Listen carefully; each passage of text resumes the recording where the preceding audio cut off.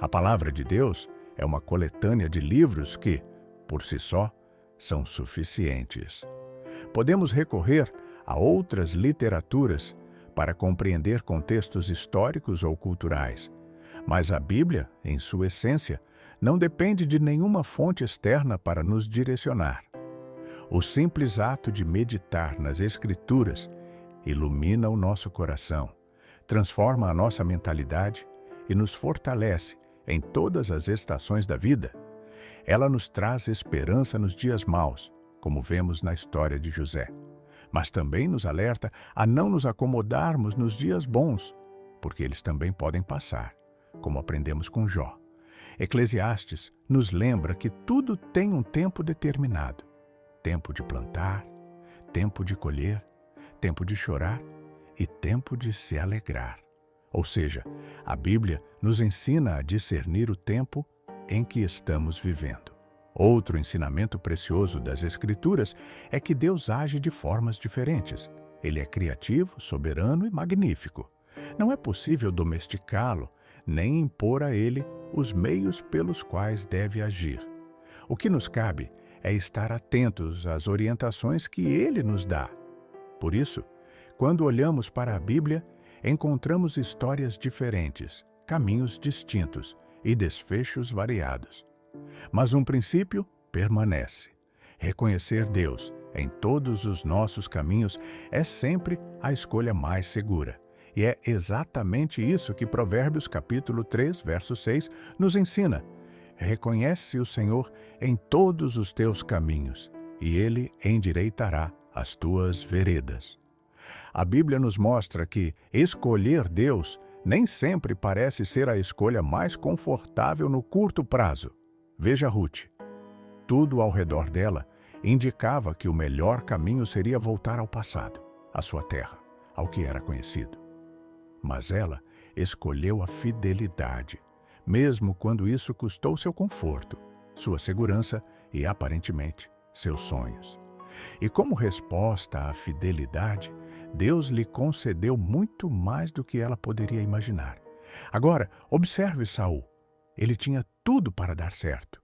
Foi escolhido por Deus, recebeu oportunidades, direção e autoridade, mas decidiu se levantar contra os projetos do Senhor.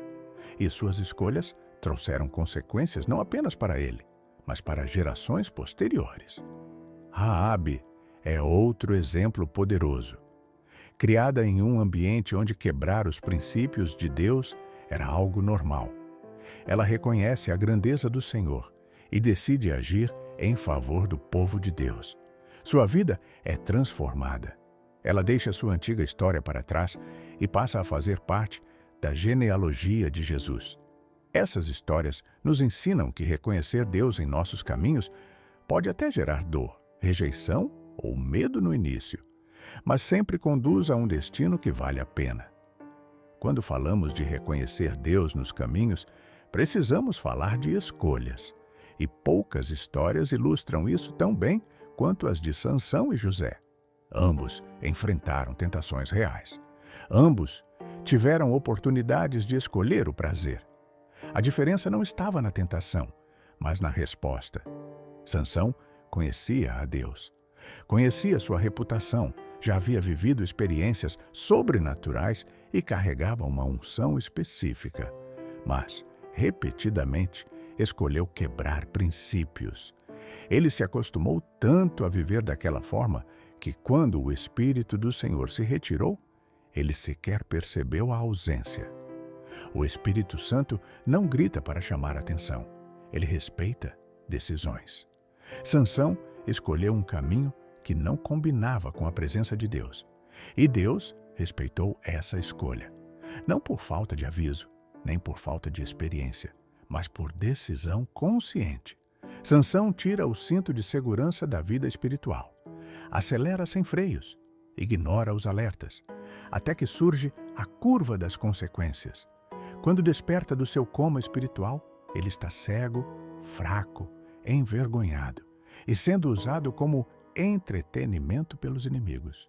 O temor que havia sobre Sansão nunca foi por causa dele, mas por causa do Deus que estava com ele. José também enfrentou tentações, mas escolheu fugir.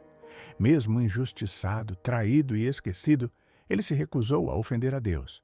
Ele não alimentou o ego, não negociou princípios e não se apoiou em atalhos.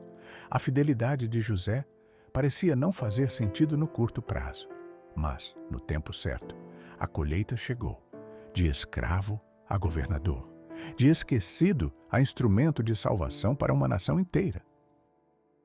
Sansão se entregou ao prazer, mesmo sabendo que isso feria os princípios de Deus. José também foi tentado, mas escolheu renunciar ao prazer para preservar sua comunhão com o Senhor. Ambos tiveram oportunidade. Irmãos, demônios nós repreendemos em nome de Jesus, mas com a tentação não se debate, se foge. Reconhecer o Senhor em todos os caminhos começa com as decisões que tomamos quando ninguém está olhando. Mas ninguém consegue sustentar uma vida de temor sozinho. Depois de aprender a fugir da tentação, surge uma segunda pergunta essencial: com quem estamos caminhando? Observe Moisés. Durante a batalha contra os amalequitas, Deus estabeleceu um princípio espiritual. Enquanto Moisés mantinha o cajado erguido, Israel prevalecia. Aquele cajado representava a autoridade que Deus havia confiado a Moisés. Não era o cajado em si que vencia a batalha, mas o Deus que havia estabelecido Moisés como líder daquele povo. Enquanto o cajado permanecia erguido, o povo prevalecia. Quando Moisés se cansava e o abaixava, Israel começava a perder. Isso nos ensina que liderança espiritual também cansa. Até os mais maduros precisam de ajuda para permanecer firmes na posição que Deus lhes confiou. Então, Deus coloca Arão e Hur ao lado de Moisés. Eles sustentam suas mãos até o final da batalha. Moisés não venceu sozinho. Ele venceu porque estava cercado de pessoas alinhadas com o mesmo Deus, o mesmo propósito e o mesmo futuro. Arão e Hur não tomaram o lugar de Moisés.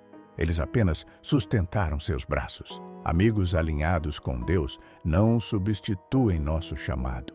Eles nos ajudam a não desistir dele. Precisamos de pessoas assim.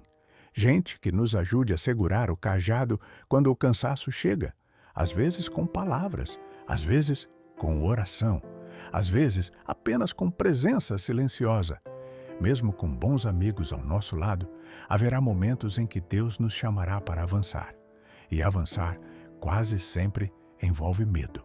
Não o medo que paralisa, mas aquele que nos lembra da nossa total dependência de Deus. Josué nos ensina que novas responsabilidades quase sempre vêm acompanhadas de medo. Ele assumiria a liderança após Moisés. Deus sabia que ele estava com medo, mesmo que Josué não dissesse. Por isso, Deus o exorta repetidas vezes: seja forte e corajoso. As orações precisam ser a base das decisões, mas chega um momento em que é necessário dar o próximo passo. Há bênçãos que têm prazo de validade. Quando o tempo de permanecer termina, o incômodo começa. E esse incômodo, muitas vezes, é Deus nos empurrando para o novo. Provérbios, capítulo 3, verso 6, não é um versículo bonito para decoração. É um chamado à submissão diária. Reconhecer Deus em todos os caminhos exige escolhas difíceis, fugas necessárias, amizades certas e coragem para avançar. Mas o fim sempre compensa.